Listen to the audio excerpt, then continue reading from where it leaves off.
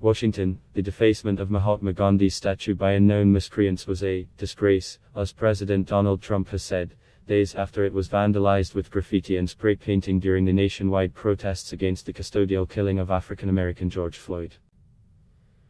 The statue, which is across the road from the Indian Embassy, was vandalized on the intervening night of June 2 and 3, prompting the Indian Embassy to register a complaint with the local law enforcement agencies.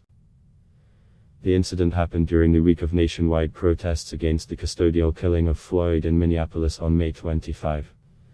It was a disgrace, Trump made the brief comment at the White House on Monday when asked about the incident.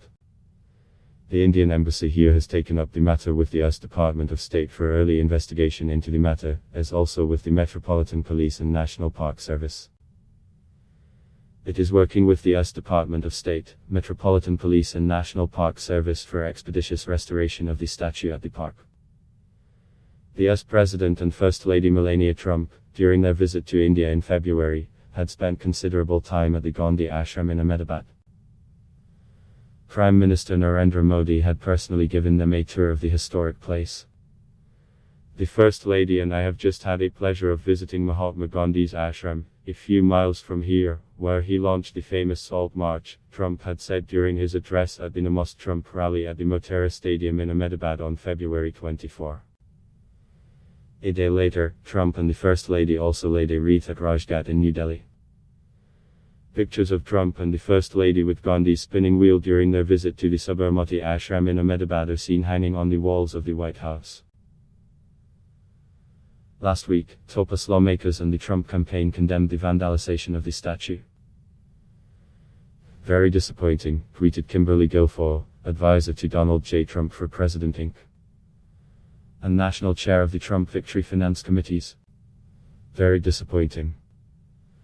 Our ability to reach unity in diversity will be the beauty and the test of our civilization.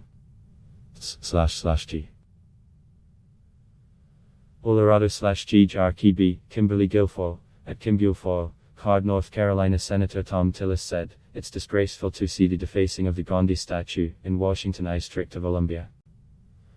Gandhi was a pioneer of peaceful protesting, demonstrating the great change it can bring. Rioting, looting and vandalizing do not bring us together," he said. Senator Marco Rubio said, "More evidence that violent radicals and run-of-the-mill crazies have hijacked legitimate protests to create anarchy or for their own purposes." Protests against the custodial killing of Floyd turned violent in the US and prestigious monuments were damaged. In Washington, District of Columbia, protesters burnt a historic church and damaged monuments like the Lincoln Memorial. US Ambassador to India Ken Juster apologized for the incident. "So sorry to see the desecration of the Gandhi statue in Wash, District of Columbia. Please accept our sincere apologies," he said. Appalled as well by the horrific death of George Floyd and the awful violence and vandalism.